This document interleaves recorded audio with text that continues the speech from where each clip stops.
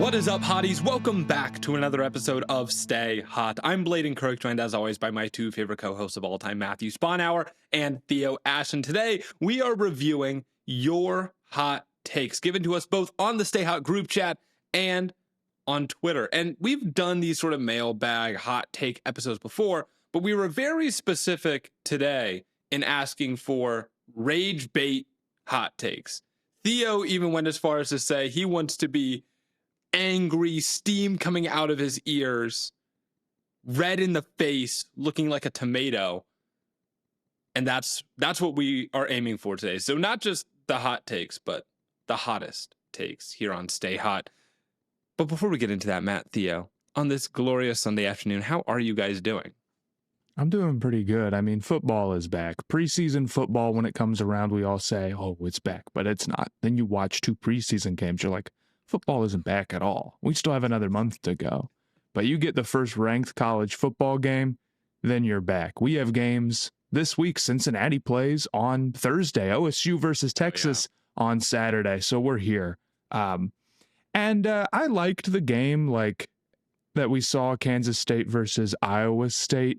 A lot of people were, saying this game sucks and classic college football.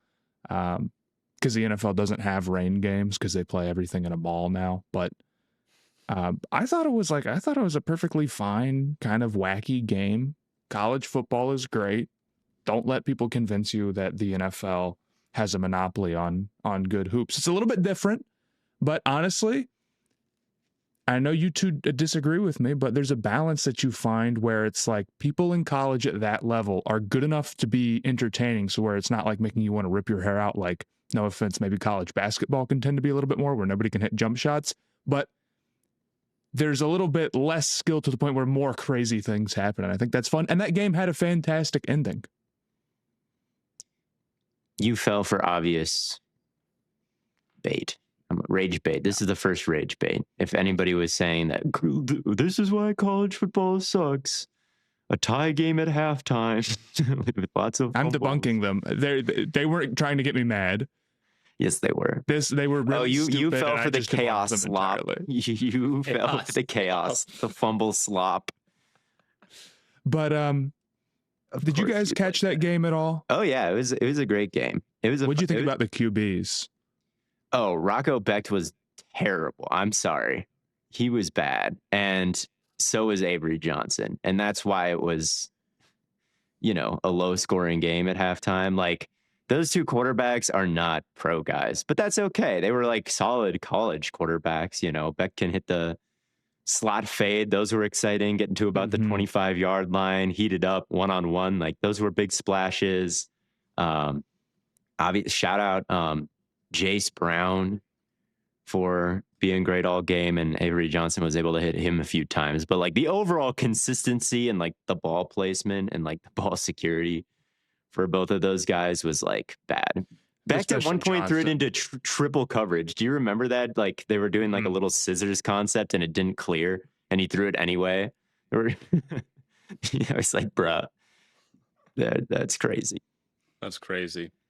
The other big news today is the 32-team fantasy draft. I don't want to talk about it too much because by the time this comes out, it'll be over and maybe we'll talk about it on Twitter or whatever, but I'm very excited for it. I have the 14th pick. I don't think that's a particularly strong spot. I haven't checked okay. Which pick I have yet. I think you have honestly, I don't know. Theo is at 32. Which I think is a very good spot considering that we're moving to third round reversal. And this is specifically why we're moving to third round reversal, because it's just too big of a disadvantage otherwise. So I think you're in good shape. Yeah, I'm looking forward to it. I've done some mock drafts and I've come away happy with some of my mock drafts, and I've come away unhappy with some. So I've still got to game the strategy for the 32nd pick and getting the third round reversal. Like I'm not totally sure how to play that, but I think I can find a way. I've got the 24th pick here. The 24th? I don't think there's any spot that's particularly bad. I think the third round reversal makes it so where you don't just want to be as high as possible. But we'll see. I will say I mean, obviously there's big stakes. If you don't know, it's not only a 32 team league, but it's got like a AAA and a AA, and there's relegation. So you've got to work to avoid getting relegated. I don't want to see you guys get kicked, and I mean, obviously, like I got relegated in the first year of it, and then I busted my ass and got you back. fought back.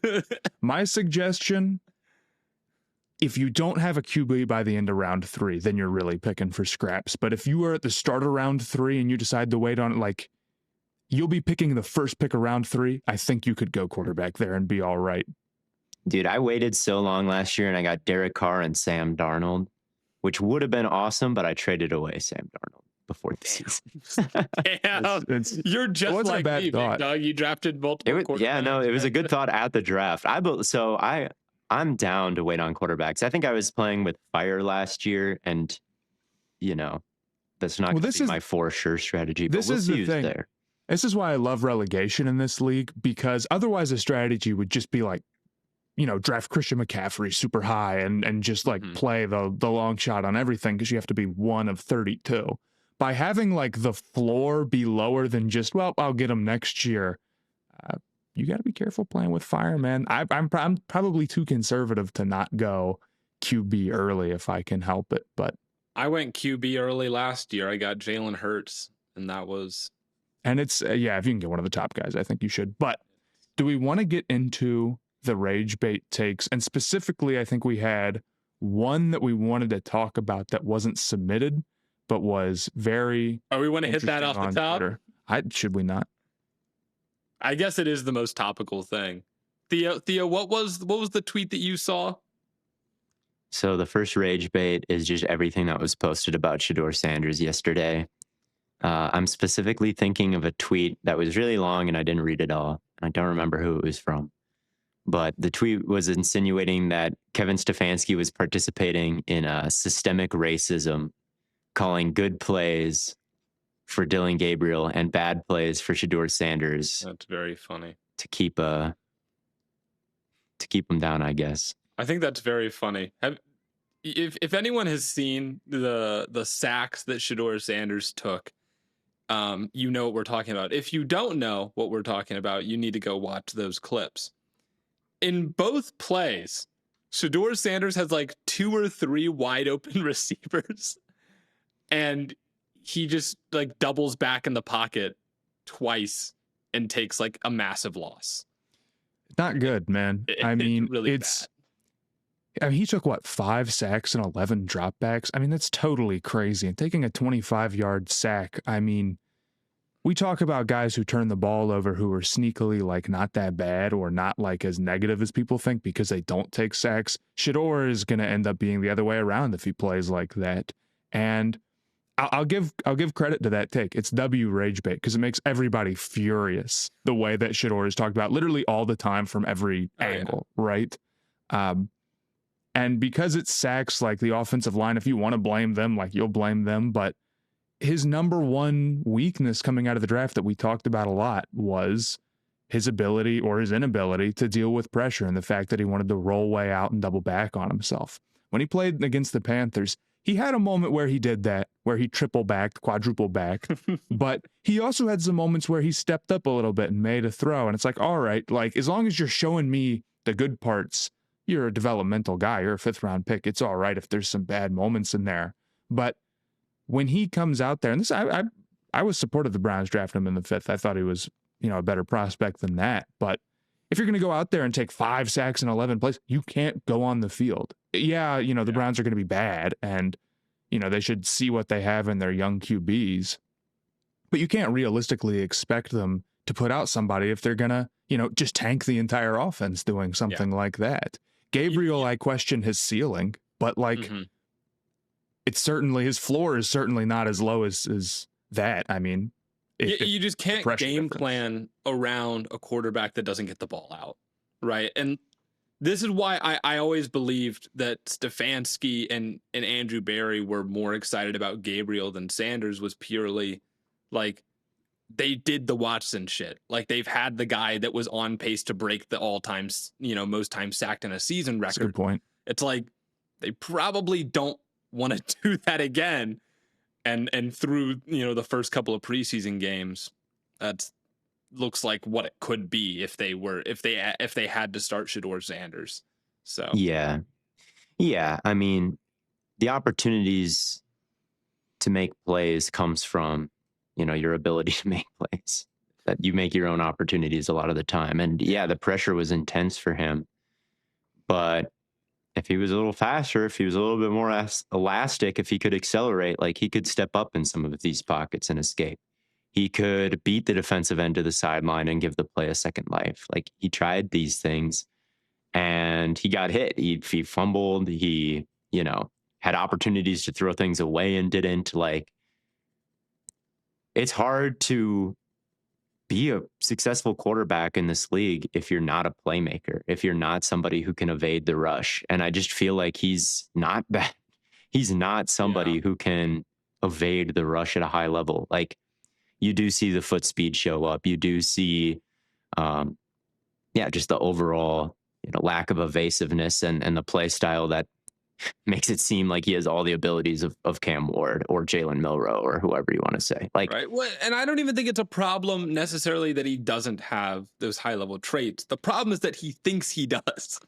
Yeah. I would say part of the problem is that he thinks he does, but regardless, it is an issue that he's not, like super mobile. Like it's not good to be slow footed. It does, like on the play where he takes the 23-yard sack or whatever, and he could have thrown it away. Like, there are a lot of quarterbacks who could maybe bail to the right, like beat the defensive end who is bull rushing. Like, it just doesn't feel like he has the pathways available to him that just a quicker guy would.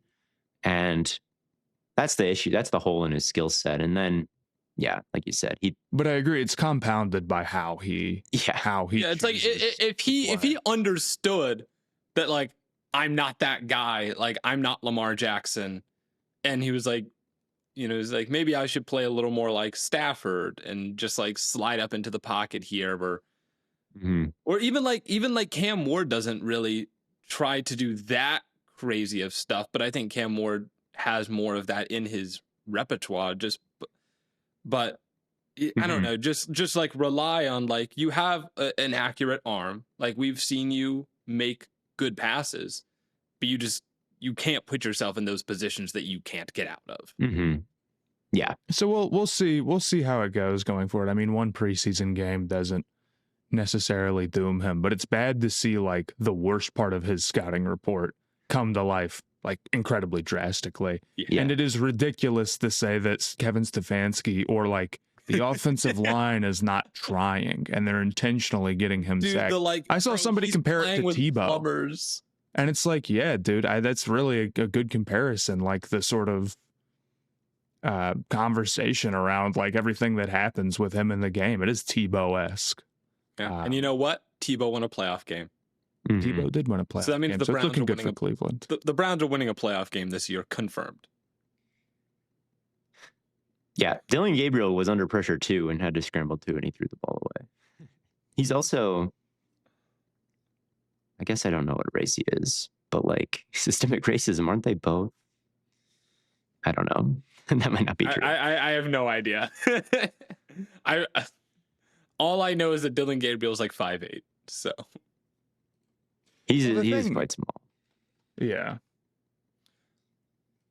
Do you want to talk about the other quarterback rage bait take related to Jaxson Dart?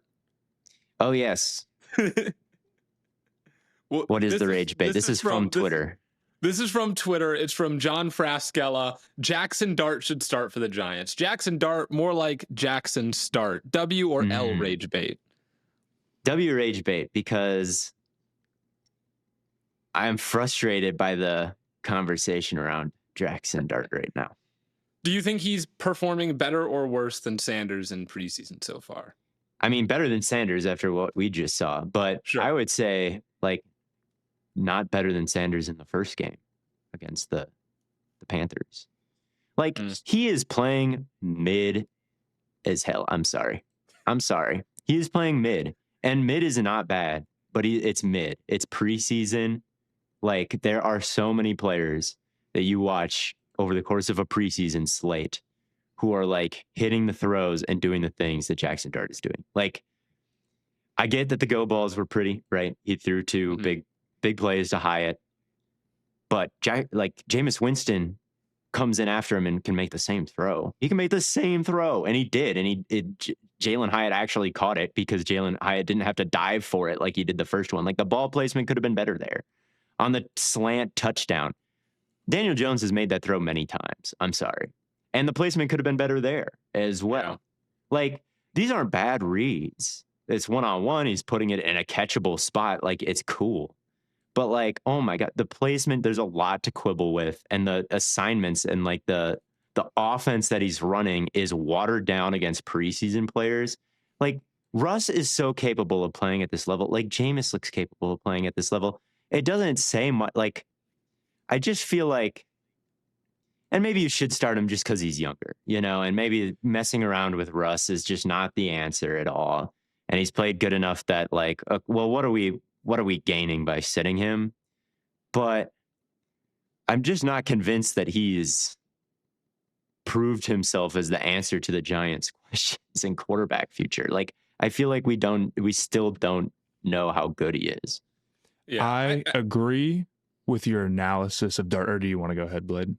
Well, no, you can go. Okay. I agree with your analysis of Dart. Like, especially the go ball stuff. I think that's one of your best takes, is that people overestimate the go balls.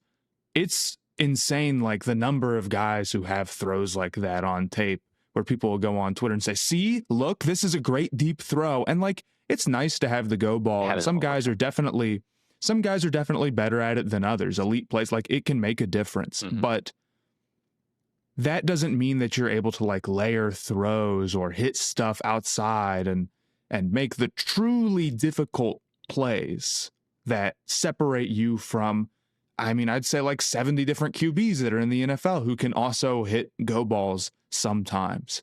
I think with Dart, if he were to start, there's a path to him being all right, where, yeah, it's a lot of like short, quick stuff and go balls, but you know, there's a decent number of QBs who are a little bit more limited in that way. And if he's able to just like really spam the runs over and over, I think he could not be like a Wilson disaster or something like that. Zach Wilson specifically. Yeah. Like, I think there's, I mean, we've seen Dayball, like, you know, get a good season out of Daniel Jones. So I don't want to sit here and say like, if Dart starts, there's no path to any sort of success whatsoever.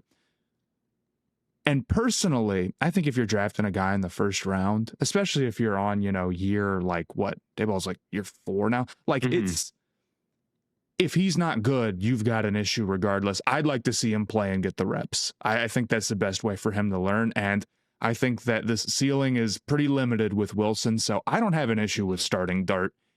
However, I don't think the take is that Dart is so clearly like an elite QB and miles better than Russell Wilson that he has to play. The take should be that he's younger and we want to get him reps, because we've seen other guys, you know, what happens if you wait until week 11 to play Dart? He plays this year and then he gets hurt at the start of next year. Then you're walking into year 3 with a guy you don't know anything about and who's thrown, you know, like 200 balls at the NFL level. Now, Dart stayed in college and played more than an Anthony Richardson did, of course. But I personally, unless you think it's going to be like a true, honest to God disaster where it's like you'll be the worst team in the NFL for sure, I would go ahead and play Dart. But also, if the Giants started 0-6, I'm not saying that's going to happen, but if the Giants started 0-6, could Dayball be a midseason fire? It's not completely unthinkable. That's what I'm thinking.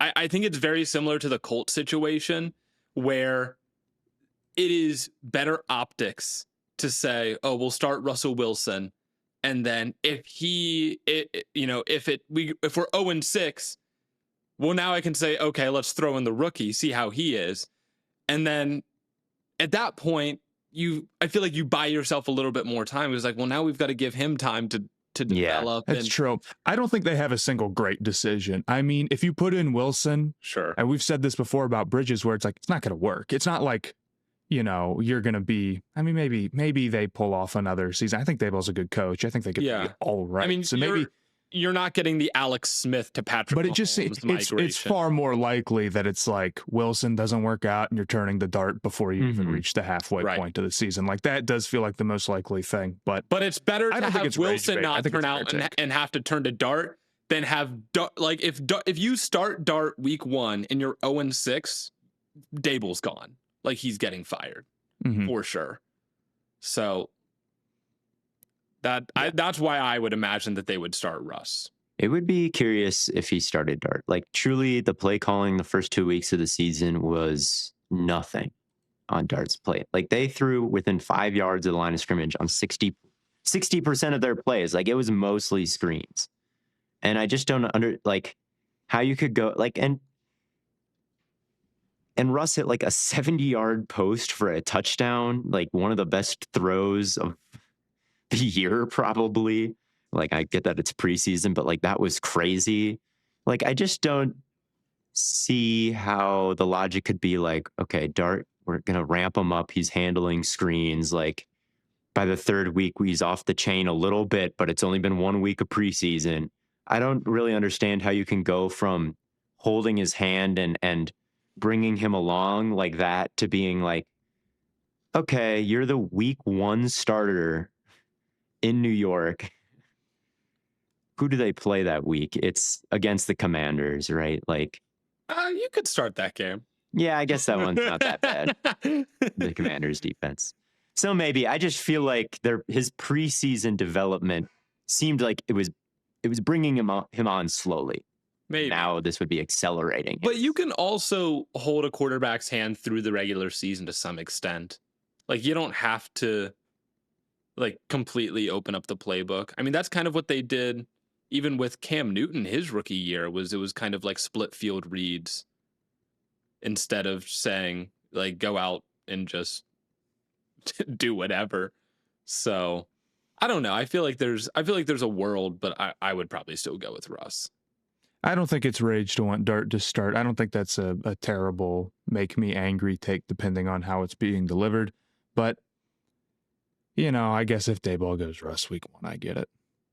I think Russ is probably still a starting caliber top 32 QB. I think there's worse guys who have been bridge QBs, is how I'll put it. He can hit and there's ball. better and there's worse guys who have been bridge quarterbacks, and there are better guys who have had to sit week 1. So it is what it is. Yep. There's one more quarterback take though. There is one more. You guys discussed on the Patreon episode talking about some of the guys who are having good preseasons. I was not on that episode with y'all, so I want to discuss a little bit. What was it, Blaiden? Yeah, this one comes from Dane saying Tanner McKee could start for 6 NFL teams right now on Twitter. Theo, yeah, we did talk about this on the Stay Hot Patreon, and we were sort of negative about Tanner McKee's performance, mainly because it just felt like a lot of Johnny Wilson jump ball magic happening. I don't know if I would say that he could start. Which 6 teams? That might be W Rage because I'm like, which 6 teams could he possibly start for? I know that Ben Solak did a tier list titled "Would Tanner McKee Start for Your Team?" And the definitive without question tier was Cleveland, Indianapolis, the New York Giants, the Jets, and the Saints.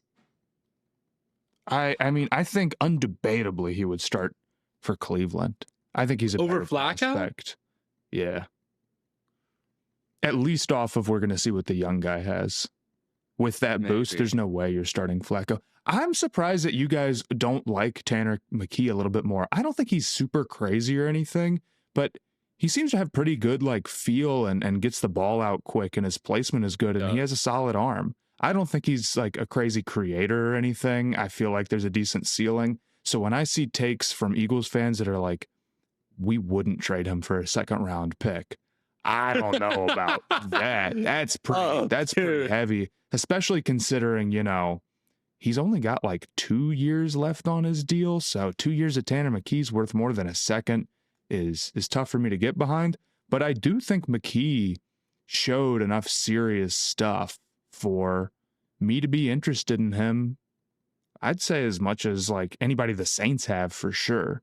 And the Colts, I mean, I'd rather see McKee than Daniel Jones just off of what we know. So I think the number being 6, I don't know. We could have a debate about who else was on that list.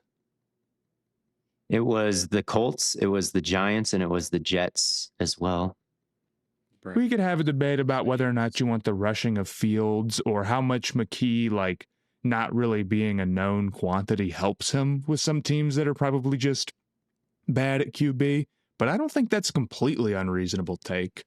I mean, in reality, like, I think McKee probably exists somewhere where he's a really cool backup and much less cool as a starter. But I didn't think he was a bad player in preseason. I don't know. Pretty good. I thought he was kind of weird. I remember I was showing Sophia clips of McKee throwing because I was like, doesn't it look like his body is like his like upper body's disconnected from his lower body? He's definitely stiff. She said that it looks like Joe Burrow throwing a baseball, like that level of like, it looks like he's never done it before. He's definitely gangly, and I think his drop back and release is pretty slow.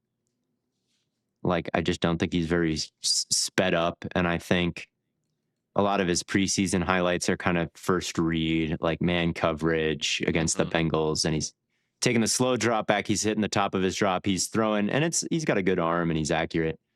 But I don't know if he could go in and do a really great job against like a team with a good zone defense or like a team that's pressuring him, like quickly bouncing through all the reads, like 1 through 5 is not something I think is quite all there for him. And he's also just not the level of mobile quarterback that I'd like to have as a starter. Like, yeah, I mean, that's his big weakness. That's why he didn't get drafted high. Yeah, he's not completely immobile. Like he pleased me a little bit with how he was able to move around as such kind of an awkward looking quarterback. So it's like, okay, it's not bad and he's accurate on the move. So it's like, it's not bad, but I think I'd rather have Rattler. I think I'd rather have Shuck. I think I'd rather. I really don't get the Rattler stuff. I think he's just way too all over the place. I think he's got a huge arm, and I think he's actually cool. He impressed me with his accuracy in one of these preseason games. Like, I think I'd rather away have from McKee leverage than Rattler, but I can get behind. He can run a little bit. Having Shuck. I guess it just depends on where you stand on the take. Like, if I were a team, I would not be trading anything super crazy serious to the Eagles to take a shot on Tanner McKee. But at the same time, like, we can make criticism about, like, maybe he can't, do this and this and this, but, like, there's plenty of guys who are starting who I know they can't do that. They're on year, like, 9, and they can't do that, and they're not playing for a good team. So I don't think McKee is any different level, like just in terms of prospect than like the Saints guys. I think there's definitely teams that he would start for. Maybe. I don't know. I just don't know what he brings to the table that like Flacco wouldn't as a vet. And Flacco's the worst starter. Is Flacco the worst starter? He's the worst. I think Saints quarterback. You'd rather have he's worse. I don't Flacco? know. You like Shuck? I like Shuck. I like Shuck all right. Here's what did I say about Shuck pre-draft? I like him all right. I think he's like in the borderline between starter and backup guy. He's probably a dude who could get to being a really cool backup. And he's probably a guy who, if he has to start, like maybe it could be tough depending on, and he didn't look that great in the preseason. Like you did your review on him and I totally agree. You're like, he's just throwing 2 underneath. He's not really showing anything. And he still threw like an interception. Is Flacco like in a completely... They're definitely in the same tier. I think they're in the same now. tier, but that's also what McKee is. And I'd rather have like, if I could trade for him or Richardson, I'd choose Richardson still. And if I could have him or like, how would he legitimately fit into the Giants quarterback battle? Like he wouldn't win it, I'm afraid. Like, yeah. I guess maybe the argument is that like if you don't feel that McKee has the upside, then maybe he doesn't get the boost of being young and wanting to see what he has that he would need to start in a place like Cleveland. He might be better than Fields. Yeah, well, the other thing is that like Fields. It's pretty clear some level of rushing is important to a team like the Colts or a team that signs a guy like Justin Fields, right? So McKee, who's not bringing that, maybe they're just like, screw it, like we don't think we have a good option. But I don't know. I like McKee a little bit more than you guys. But I think the Eagles, I mean, he's hurt now. I don't think the Eagles should be looking like, if they get a second round pick, okay, like pick up the phone. But Yeah. I don't think they should be looking to trade away from a good backup, especially the Eagles shouldn't be saying, I don't know if this backup quarterback is important. Well, they have Dorian Thompson-Robinson, don't they? They just traded for Sam Howell, which I don't love. I don't love Howell. He takes just a gazillion sacks. That's, I mean, it's like, it's no different than trading for a backup who, I mean, I don't want to say it's no different, but it's no different than trading for a backup who like throws a bunch of interceptions. That's anti-game manager, style, man. And I think McCord kind of has the same issues, I guess, which I thought was a decent pick for them, but I guess they have no confidence in. And then DTR I thought looked good in the preseason for the Browns, and then truly had one of the worst performances that I've seen from a starting quarterback in a real live game. So I can't trust him either. And I don't think Jalen Hurts is like gonna get injured or anything, or like predicting it, but you can't roll into the season with a backup QB you don't trust. So I get that, but I really don't love Howell. Like I would feel, and this is a minutia move. This isn't really all that much, is it? But I mean, if they had signed Wentz and not traded away, a day 3 pick, I would have been like, that's probably better. And it would have been like wholesome. I gotten a lot of those on Reddit. So, well, there is another quarterback one that I did want to touch on, and I think this is great for Theo just because these are two of his guys that he didn't like coming out of college and didn't like in the NFL. And this is from Chase King in the Stay Hot group chat saying that Joe Burrow doesn't do a single thing better than Jaden Daniels as a quarterback, but the only reason people rank Burrow higher is because it's too woke to have a rookie that high. I saw the Superman movie and I knew it was going to be great when everyone said it was woke nonsense, and it was good. No woke, go broke. Huge win for woke with that Cracker Barrel. We're all jumping up and down. Yeah. We're all. But is it too woke to have Jaden Daniels over?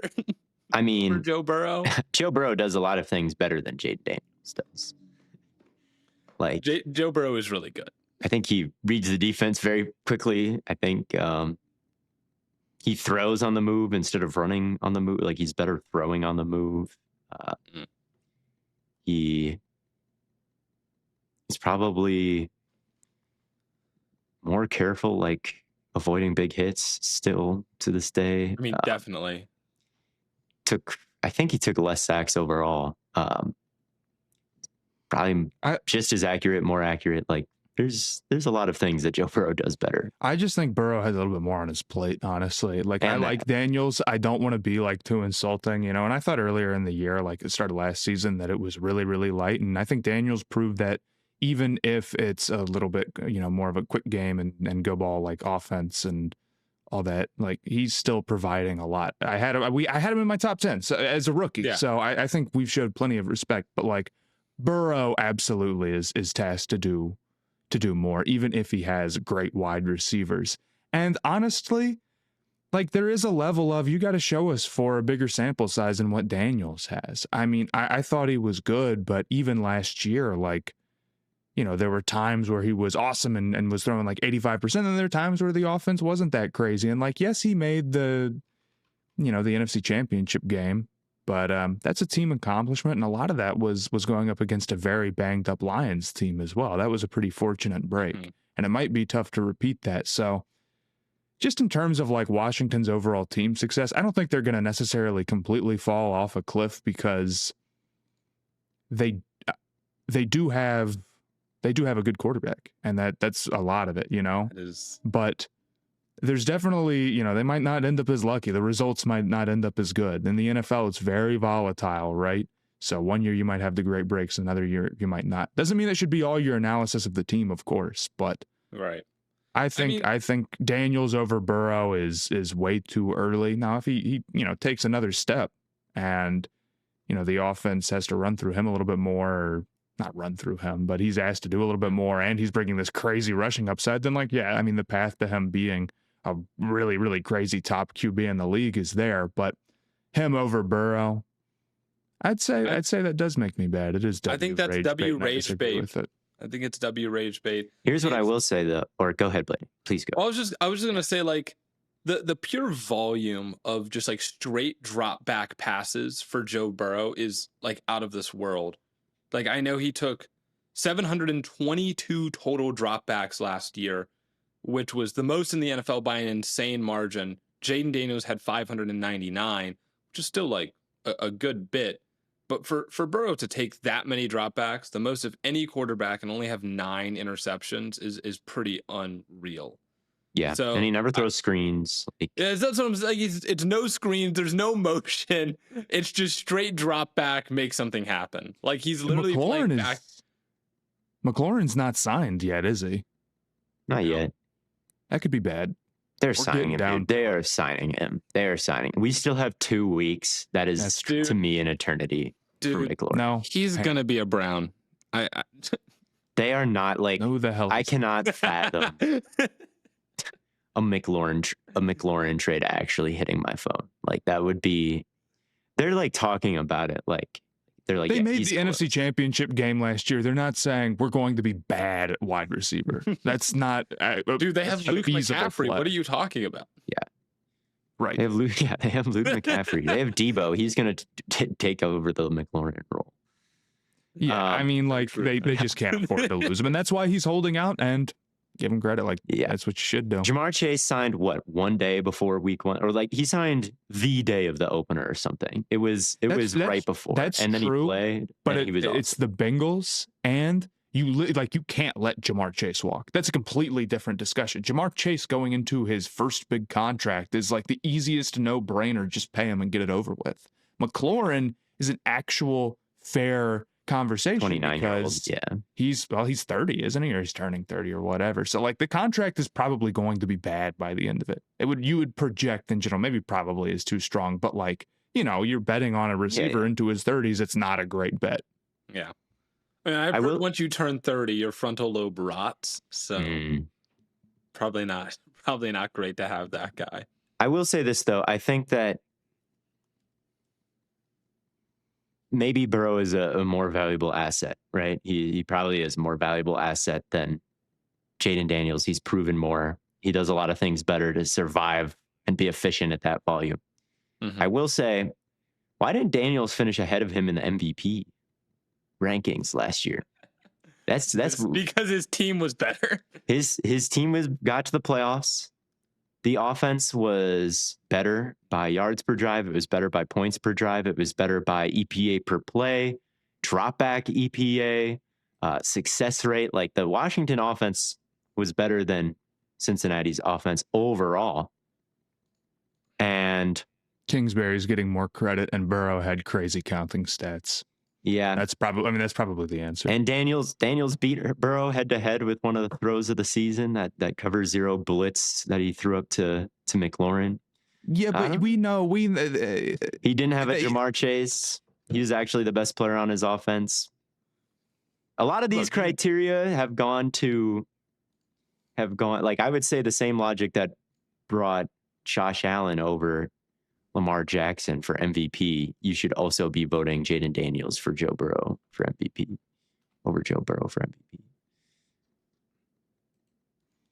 But they weren't even close. Burrow cleared Daniels in the MVP race. I don't know. I will say. I disagree with this. What big game did the Bengals win? No, but you're sitting here being like head-to-head matchup. You don't believe that. It's determined. I'm just saying, for the precedent of MVP voting, I feel like Jaden Daniels checks more of the boxes. The counting stats have always been a big part of precedent, and Burrow had those in spades. I don't know. To miss the playoffs and finish ahead of Jaden Daniels, who got to the playoffs largely because he beat you head to head and had a great performance, and overall the offense was better. I don't know. But quarterbacks don't actually play head to head. I understand there's some precedent of that mattering too much, but when it does, it's wrong. Fair. So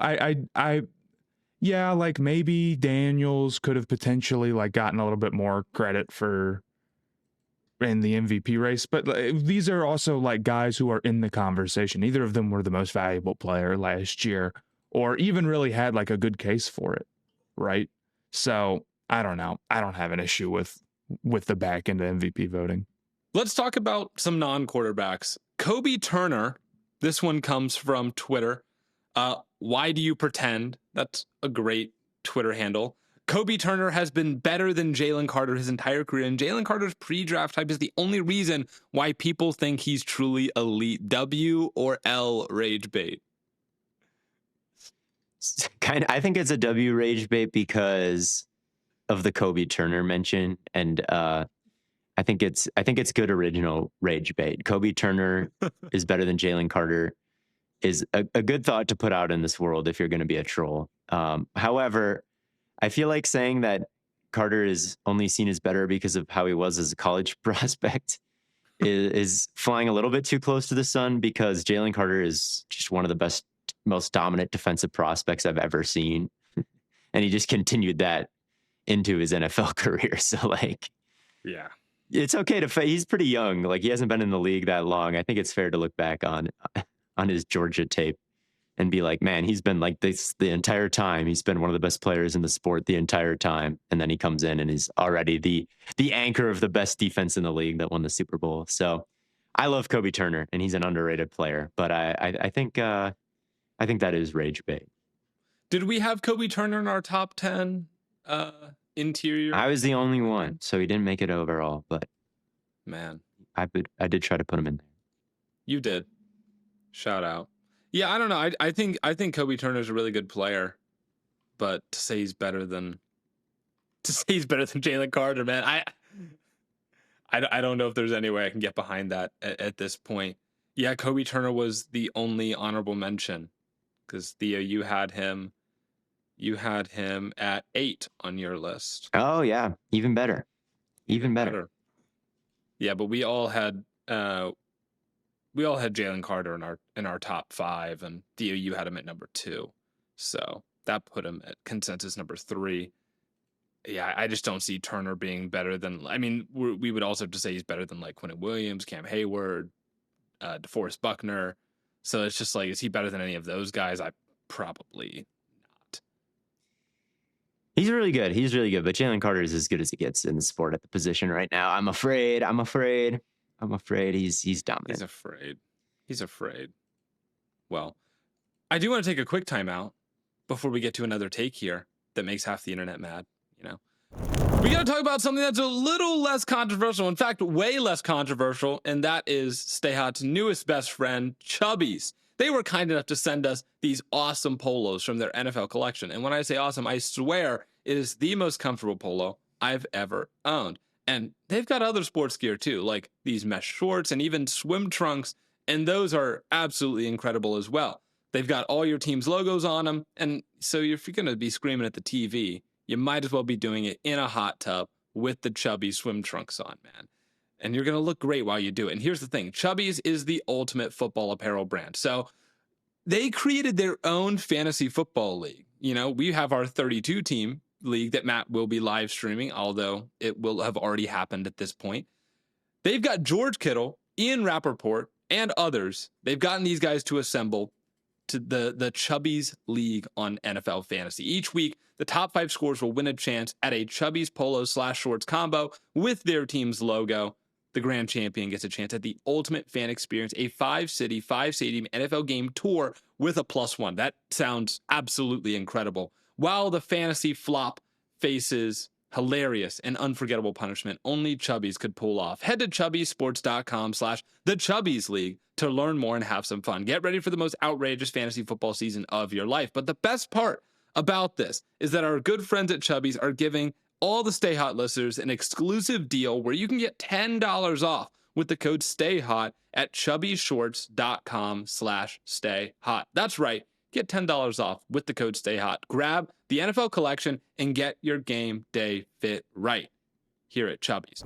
But I think that segues perfectly into this next question, this next rage bait hot take from Pat Cloughan on Twitter, asking, or saying, if you do anything other than auction drafts, you are a baby playing in baby town, preferably superflex auction, snake drafts, or checkers, and anyone serious about fantasy should be embarrassed to partake. Is this W or L rage bait? I've personally never done an auction draft, so I have no idea, but I guess that makes me a baby in baby town.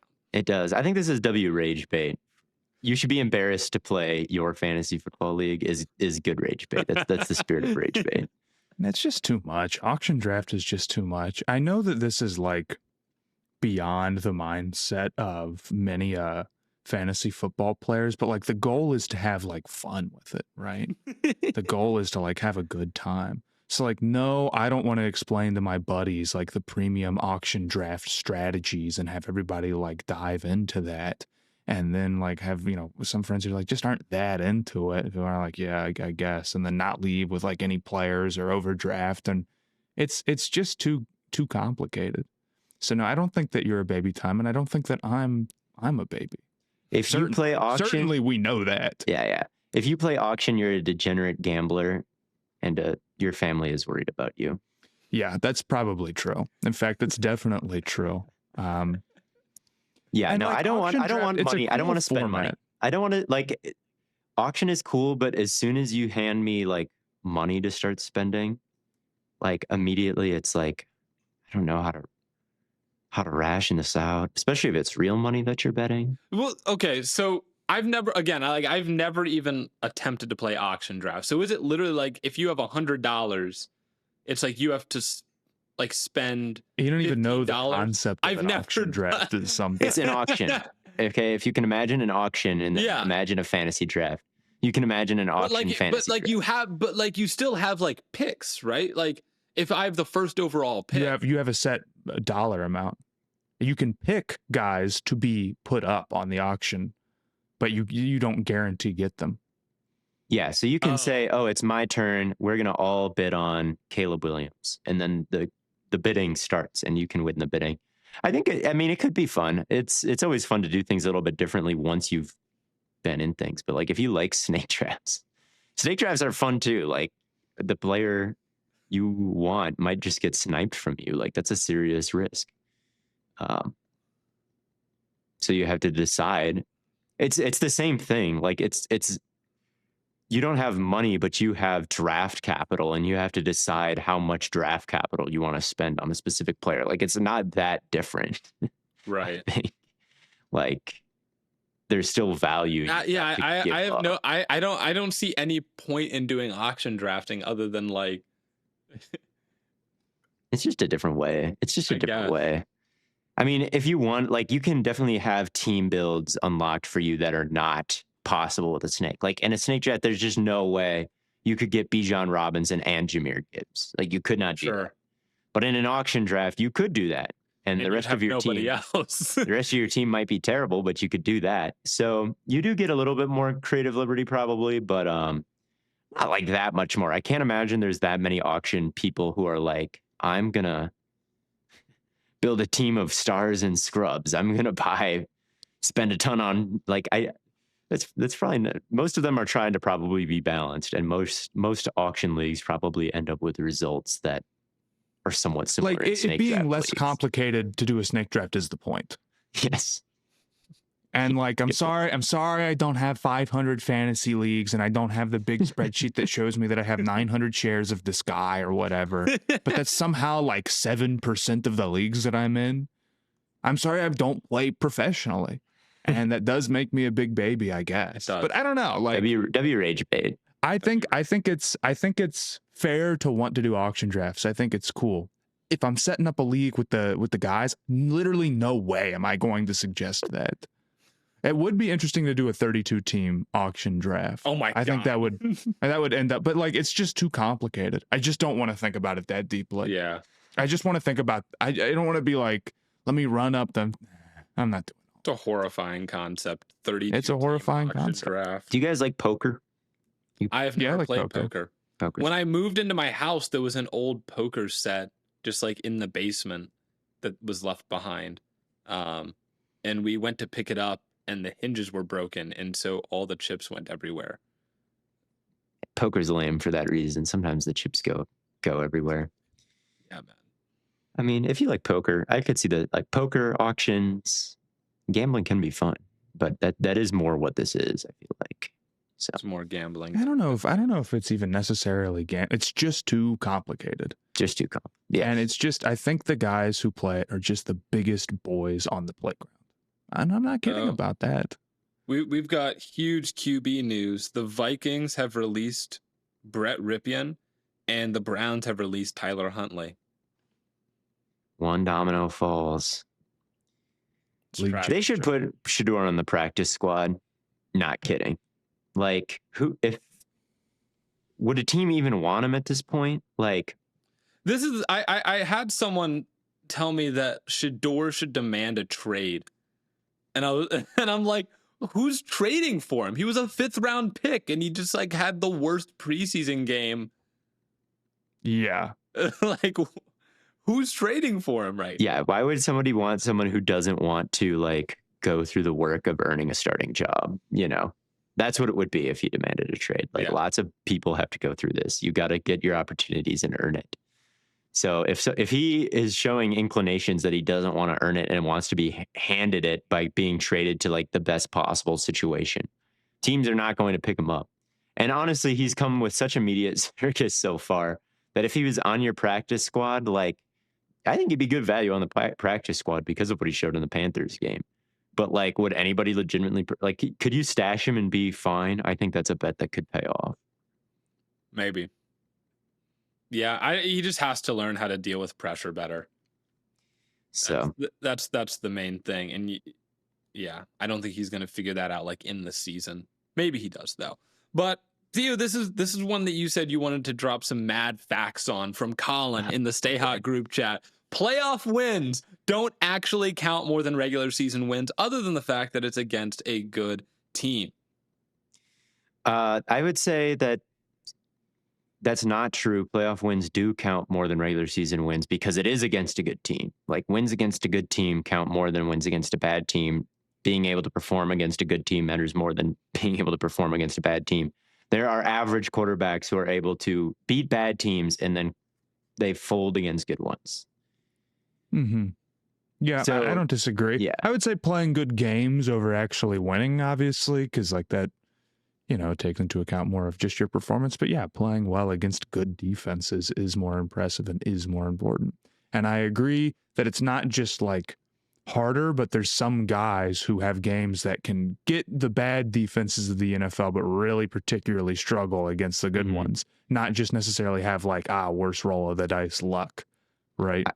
Yes. And I will say there are games within a regular season that are like playoff games. You know, you're playing a 1 seed or something.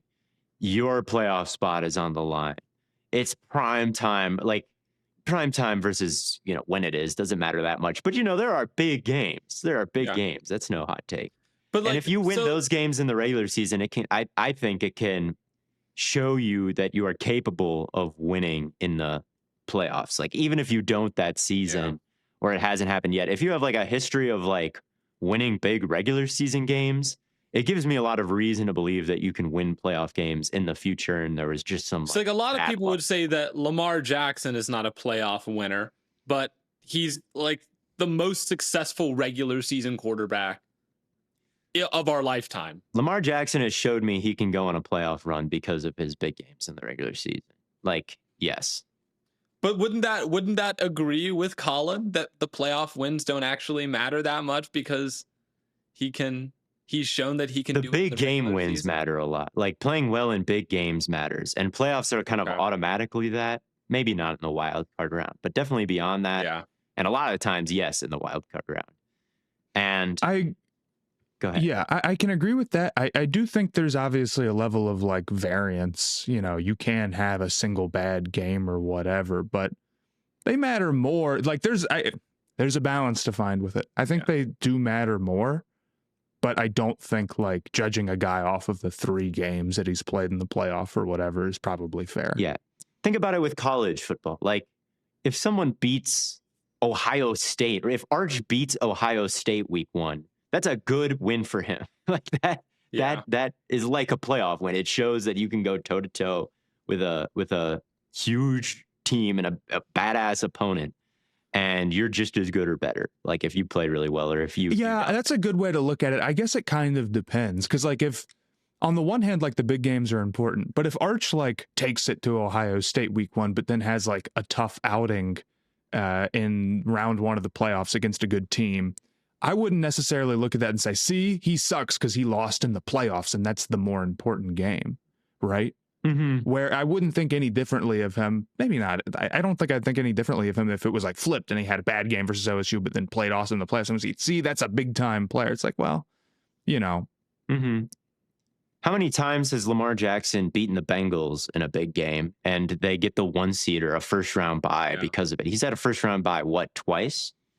So that is advancing in the playoffs. That is getting your team a chance to like win. True. And you can only get there by winning big games, So yeah, big regular season matchups because the season is so short. Like those games are as big of a stage as there is in sports, pretty much. I mean, like they matter. So I would say like, yes, it's true that like playoff performance isn't the end all be all. You can prove yourself in the regular season, but not every regular season game is created equal, not even close. Playing well against the Panthers is not like playing well against the Bills. Okay. Like that's more of my thing with like Bo Nix, right? Like you've beat the Panthers and you beat the Falcons and played well, and you beat the Browns and played well, right? But like, when is it going to be that you beat, the Ravens? When is it going to be that you hang in a game against the Eagles, or like those things matter a lot. You know who did beat the Ravens last year? The Browns. Who won a big game? Jameis. Bang. That's like winning. That's like a playoff game. Not really. It is. It was in Cleveland. The playoffs would be in Cleveland, man. Yeah. Bad games against bad defenses. Now those might matter as much of a playoff game, but in a different way. Yeah. Inverse relationship. Do we want to hit the Jordan Love one? Yeah, sure. It's rage bait. This one's directed at me. It is. Jordan Love is just Jay Cutler without the Asperger's. Insane. Just like insane. Yeah, Jordan Love is Jay Cutler without the Asperger's. I don't like this take. This is W rage bait because I'm mad. Raise your hand if you've ever had a quarterback that you felt like turns it over too much or is reckless. It happens a lot. Matt, I didn't see you raise your hand. I'm not disparaging my boys, I guess. I don't know, but like, there's just a lot of good quarterbacks that have turned it over a lot. Like, they've thrown dumb interceptions in their careers. The issue with Jordan Love is that he had the single worst hamburger I've seen since Brett Favre in the playoffs. Truly, that was an all-time tomato he threw. And I think Brett Favre is a better comparison than Jay Cutler. Well,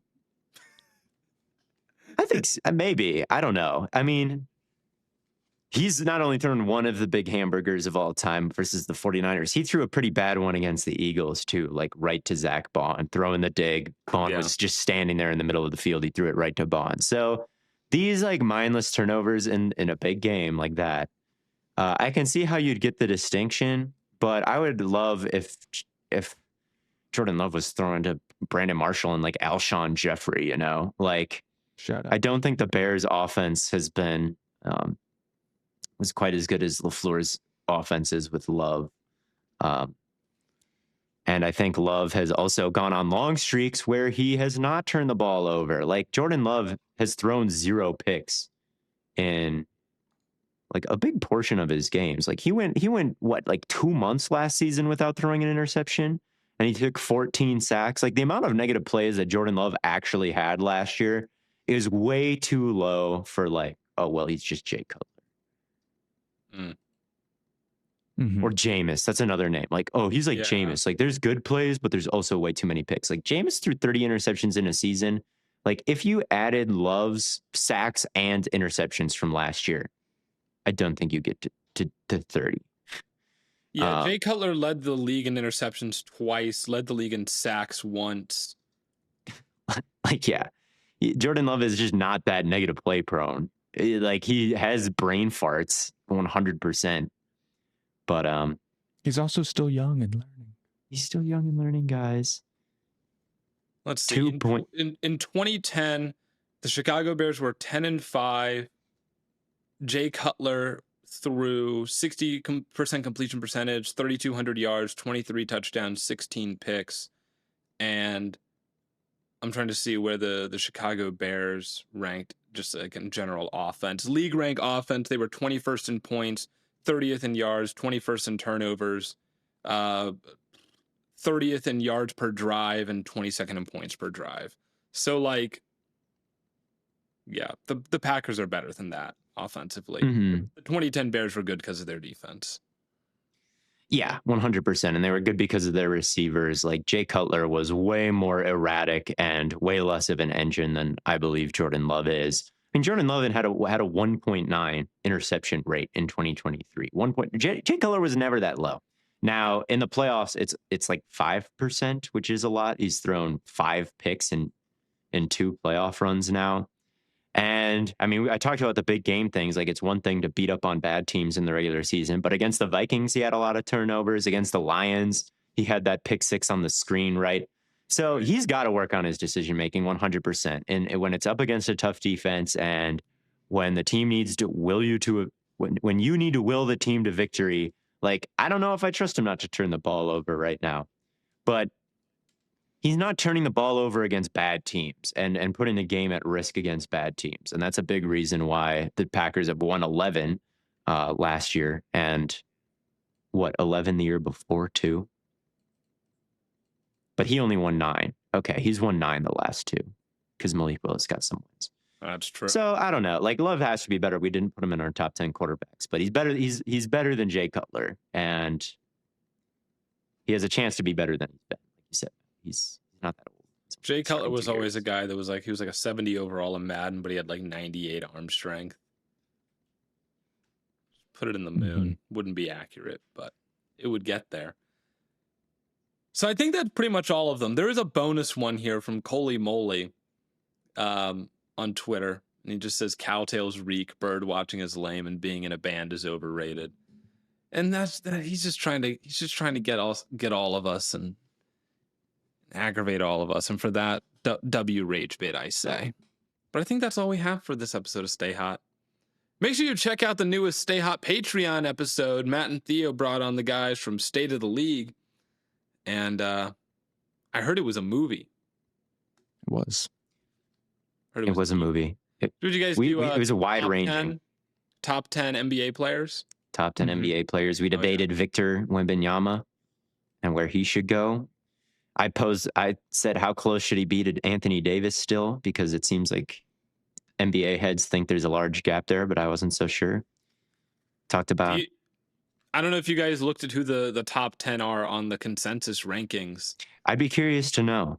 It's number 1, Nikola. I'll just do 1 through 10. Jokic, Giannis, Shea, Luka, Tatum, Ant, LeBron, Curry, KD, Wemby. That's about what my list was. I think that's pretty fair. Yeah, I think that's fair. They were. Yeah, I mean, you'll have to listen to the pod, but there was a lot of conversation about all of those guys. Yeah. So I wouldn't know. I'm surprised LeBron is still that high, dude. Is he like? I didn't have it quite that high, but he's still. They did, or did they? You'll have to listen. Find out. By the way, one last stat here. Some propaganda. Okay. The Chargers have a 1-4 record without Justin Herbert. They've beat one team with a backup quarterback, and that was Tyrod Taylor. Although I think he may have been the starter for this game because Herbert hadn't played yet. What Tyrod team was this? This was 2020. Okay, must have been like the first or second week of the season. That's the one time they have won with a backup was against Joe Burrow and the Bengals in 2020. Okay. But that would have been Burrow's like debut. Oh, or second they did game. it with Ty. Okay, they had Tyrod. That's the only time they ever won with a backup since drafting Herbert was Wow, Tyrod versus the Bengals. crazy. Joe Burrow fans won't tell you this. No, sir. We can't be doing QB wins, man. No matter what we think of Joe Burrow. What wide receiver wins that's because it's just proof that wide receiver wins are the real thing with the Bengals because that was before Chase arrived. Wins aren't a QB stat; they're a wide receiver. They're a wide receiver stat. They're a weapon stat. That's so true. Okay. So I that's could what probably I'm doing. push some AJ Brown propaganda with that type of stuff. Oh, you definitely could. You could push AJ Brown, Jamar Chase. You could also push anti-Jerry Jeudy agendas if you wanted. He is not leading. Call up Steve Smith. Call up Steve Smith. But what is Justin Jefferson's career win percentage? Justin Jefferson's career win percentage? I have no idea. I imagine it's probably okay. It's 57%. It's about where Burrow and Herbert are. Wow. I don't agree with this argument at all. You think I'm on? Let me. Do not push back me right he's now. Rage baiting. He's rage baiting Matt right now. Do not push back on bait. this too much. The take goes about as far as, do you notice there's some good receivers that also win games? Interesting. Who would have thought? Well, W rage bait Theo, you did it. You won the rage bait episode. Thank you all so much for tuning in to another episode of Stay Hot. We'll be back with some more. We're this close to the NFL season, guys. All right, we're this close to just being like, welcome back to another recap of this week of football. But until then, as always, from your favorite three fellas here at Stay Hot, we will catch you on the flippity flop.